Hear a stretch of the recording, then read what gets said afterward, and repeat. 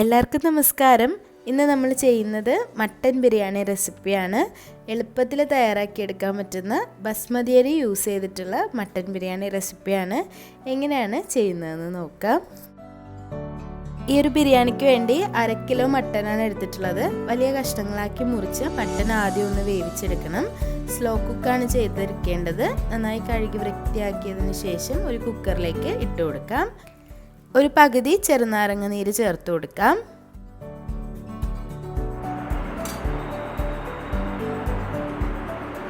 അര ടീസ്പൂൺ ഉപ്പ്, 1/2 ടീസ്പൂൺ മഞ്ഞൾപ്പൊടി, 1/2 ടീസ്പൂൺ കുരുമുളക് പൊടി കൂടി ഇതിലേക്ക് ചേർത്ത് കൊടുക്കണം.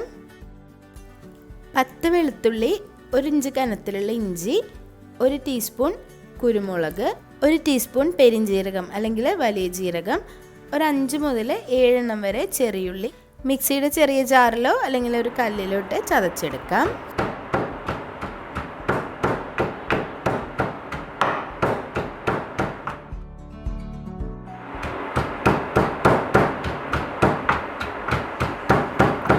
ഒരു പച്ചമുളകും കൂടി ചേർത്ത് ചതച്ചെടുത്തിട്ടുണ്ട്. നിങ്ങളുടെ എരിവിനനുസരിച്ച് എടുക്കാം. ചതച്ചെടുത്ത മിക്സ് കുക്കറിലിട്ട് എടുത്തതിന് ശേഷം നല്ലതുപോലെ മിക്സ് ചെയ്തിട്ടെടുക്കുക. സ്ലോ കുക്ക് ചെയ്തിട്ടാണ് എടുക്കേണ്ടത്. ചെറിയ തീയിലിട്ട് തന്നെ മട്ടൻ വേവിച്ചെടുക്കാൻ ശ്രദ്ധിക്കുക. അപ്പോഴാണ് നല്ലതുപോലെ സോഫ്റ്റായി വെന്ത് കിട്ടുന്നത്. വലിയ ഫ്ലെയിമിലിട്ടാണ് വേവിക്കുന്നതെങ്കിൽ ഹാർഡായി പോകാൻ ചാൻസ് ഉണ്ട്. ചെറിയ തീയിൽ ആദ്യത്തെ ഒരു ഫ്ലെയിമൊക്കെ ഹൈ ഫ്ലെയിമിലിട്ടതിന് ശേഷം ബാക്കിയുള്ള സമയം ചെറിയ തീയിലിട്ട് തന്നെ വേവിച്ചെടുക്കുക. ഒരു 4 മുതൽ 5 വിസിൽ വരെയൊക്കെ അടുപ്പിച്ചെടുക്കാം. ഓരോ മട്ടൻ്റെ വേവിനനുസരിച്ച് വ്യത്യാസം ഉണ്ടാവും. ഇതിലേക്ക് യൂസ് ചെയ്യുന്നത് ബസ്മതി റൈസാണ്. ബസ്മതി റൈസ് ഉപയോഗിക്കുന്നതുകൊണ്ട് തന്നെ ഇതൊന്ന് വേവിച്ചതിന് ശേഷം ഊറ്റിയെടുക്കുകയാണ് ചെയ്യുന്നത്. കുറച്ചധികം വെള്ളം എടുക്കാം. അത് നല്ലതുപോലെ തിളപ്പിക്കാം.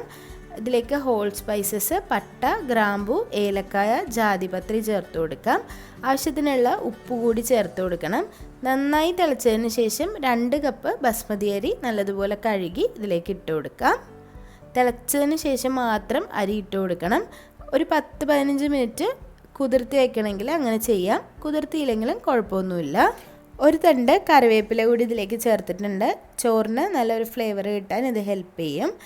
ഇത് തുറന്ന് വെച്ച് തന്നെ വേവിക്കാം. നല്ലതുപോലെ തിളച്ചതിന് ശേഷം തുറന്ന് വെച്ച് ഒരു മീഡിയം ഫ്ലെയിമിൽ വെച്ചിട്ട് അരി വേവിച്ചെടുക്കാം. അരി വെന്തതിന് ശേഷം ഇതുപോലെ ഒന്ന് ഊറ്റിയെടുക്കുകയാണ് ചെയ്യുന്നത്.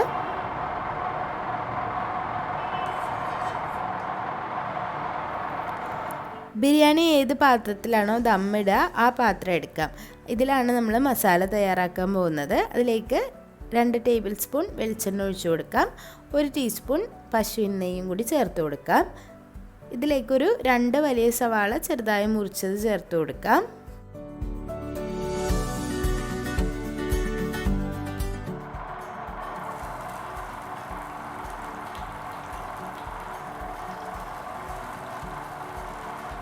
സവാള നല്ലതുപോലെ വഴണ്ട് വരണം. അത്യാവശ്യം വഴണ്ട് ട്രാൻസ്പെറൻ്റായി വരുന്ന സമയത്ത് ഇതിലേക്ക് ഇഞ്ചി വെളുത്തുള്ളി ചതച്ചത് ചേർത്ത് കൊടുക്കാം.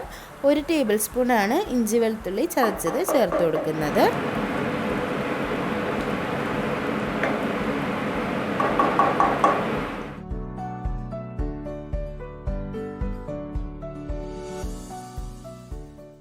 ഒരു തക്കാളി ചെറുതായി മുറിച്ചത് കൂടി ചേർത്ത് കൊടുക്കാം.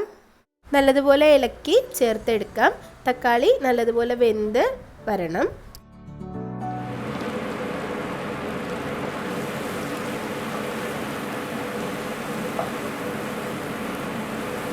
ഇനി ഇതിലേക്ക് 2 തണ്ട് കറിവേപ്പിലയും 1 പിടി മല്ലി പുതിന ചെറുതായി മുറിച്ചത് കൂടി ചേർത്ത് കൊടുക്കാം.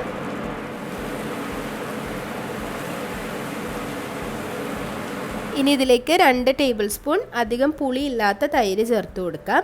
തൈര് കൂടി ചേർത്തതിന് ശേഷം നന്നായി ഒന്ന് മിക്സ് ചെയ്ത് കൊടുക്കാം.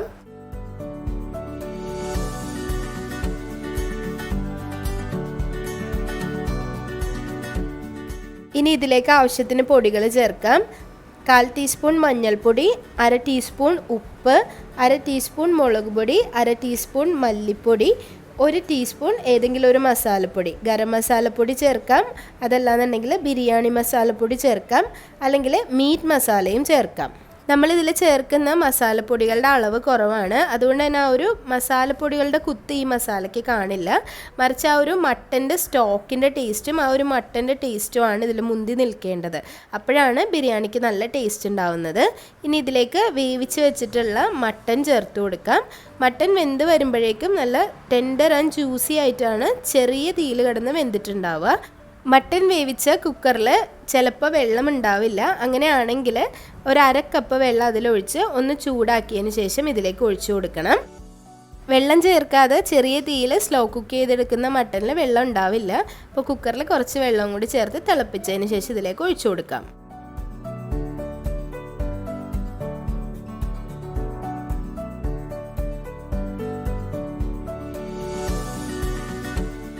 ഇനി ഈ ഒരു ഗ്രേവിയും നല്ലതുപോലെ ഒന്ന് ചൂടാക്കി എല്ലാ മസാലയും അതിലേക്ക് പിടിക്കുന്നവരെ വെയിറ്റ് ചെയ്യുക. ഇനി അതിൻ്റെ മുകളിലേക്ക് മുഴുവനായിട്ട് വെള്ളം വറ്റുന്നതിന് മുമ്പ് തന്നെ നമുക്ക് ചോറ് ചേർത്ത് കൊടുക്കാം. ഗ്രേവിയിൽ ഒരുപാട് വെള്ളം ഉണ്ടാവാൻ പാടില്ല. 1/2 കപ്പ് വെള്ളം മാത്രം ഒഴിച്ചു കൊടുത്താൽ മതി. അതുപോലെ ഒട്ടും വെള്ളം ഇല്ലാണ്ടിരുന്നാലും ഒരുപാട് അങ്ങ് ഡ്രൈ ആയി പോകും. അപ്പോൾ അതിന് വേണ്ടിയിട്ടാണ് നമ്മൾ കുറച്ച് വെള്ളം ഒഴിക്കുന്നത്. ഇനി അതിന് മുകളിലേക്ക് ചോറ് ചേർത്ത് കൊടുക്കാം. ചോറ് ഊറ്റി വെച്ചിട്ടുള്ള വെള്ളത്തിൽ നിന്ന് ഊറ്റിയെടുത്തിട്ടുള്ള ചോറാണ്. ചോറ് ചേർത്ത് കൊടുത്തതിന് ശേഷം അതിന് മുകളിലേക്ക് കുറച്ച് നെയ്യ് കൂടി ചേർത്ത് കൊടുക്കണം. ചോറ് വേവിച്ചപ്പോൾ നെയ്യ് ചേർക്കാത്തതുകൊണ്ടാണ് ഈ സമയത്ത് ചേർക്കുന്നത്. അതുപോലെ ഇത് അടച്ച് വെച്ച് ദം ചെയ്യുമ്പോൾ ആ ഒരു നെയ്യെല്ലാം ദമ്മായി വരുന്നതിൻ്റെ ടേസ്റ്റും ആ ഒരു ബിരിയാണിയിലേക്ക് നന്നായിട്ട് കിട്ടും. ഒട്ടും ഏറ് കിടക്കാത്ത നല്ലൊരു മൂടി ഉണ്ടെങ്കിൽ അത് വെച്ച് അടച്ച് 15 മിനിറ്റ് ചെറിയ തീയിൽ വെച്ച് കൊടുക്കുക. അതല്ല ഏറ് പുറത്ത് പോകുന്ന അടപ്പാണെന്നുണ്ടെങ്കിൽ ഒരു ഫോയിൽ പേപ്പർ ഉപയോഗിച്ച് കവർ ചെയ്തതിന് ശേഷം അടച്ച് വെച്ച് ദം ചെയ്തിട്ടെടുക്കാം. പാനിലൊരു 4 ടേബിൾ സ്പൂൺ ഓയിൽ ഒഴിച്ചതിന് ശേഷം ചെറുതായി അരിഞ്ഞ സവാള ഇട്ട് കൊടുക്കുക. സവാള ഒന്ന് ഫ്രൈ ചെയ്തെടുക്കാം. കൂടെ കാഷ്നട്ടും കിസ്മിസും കൂടി ഫ്രൈ ചെയ്തിട്ടെടുക്കാം. ഈ ഒരു ഫ്രൈഡ് ആയിട്ടുള്ള സംഗതികൾ ബിരിയാണിയുടെ പുറത്തിട്ട് നമ്മൾ ദം ചെയ്തിട്ടില്ല, മറിച്ച് നമ്മൾ സെർവ് ചെയ്യുന്ന സമയത്ത് ഇട്ട് കൊടുക്കുകയാണ് ചെയ്യുന്നത്. അങ്ങനെ ഇട്ടാലും മതിയാവും.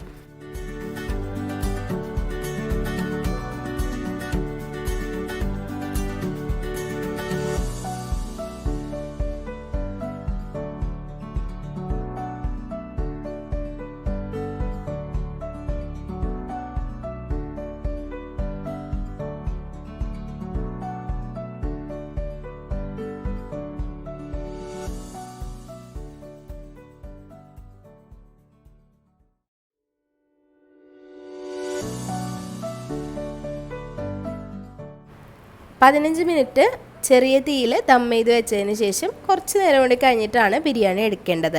അപ്പോഴാണ് നല്ല സോഫ്റ്റായിട്ട് കിട്ടുന്നത്. നല്ല സോഫ്റ്റ് ആൻഡ് ജ്യൂസി ടെൻഡറായിട്ടുള്ള മട്ടനും അതുപോലെ നല്ല സോഫ്റ്റ് ആയിട്ടുള്ള റൈസുമാണ് ഇതിലുള്ളത്. ഇനി അതിന് മുകളിലേക്ക് ഗാർണിഷ് ചെയ്യാനുള്ള ഫ്രൈഡ് ഓണിയൻസും കാഷ്നട്ടും കിസ്മിസും ചേർത്ത് കൊടുക്കാം. നല്ല ഈസിയാണ്, വളരെ എളുപ്പത്തിൽ തയ്യാറാക്കാം. നല്ല ടേസ്റ്റി ആയിട്ടുള്ള ഒരു ബിരിയാണിയാണ്. അപ്പോൾ എല്ലാവരും ട്രൈ ചെയ്ത് നോക്കുക. അഭിപ്രായങ്ങളൊക്കെ കമൻസിൽ അറിയിക്കുക. വീഡിയോസൊക്കെ ഇഷ്ടമാവുന്നുണ്ടെങ്കിൽ ലൈക്ക് ചെയ്യുക, ഷെയർ ചെയ്യുക, സബ്സ്ക്രൈബ് ചെയ്യുക.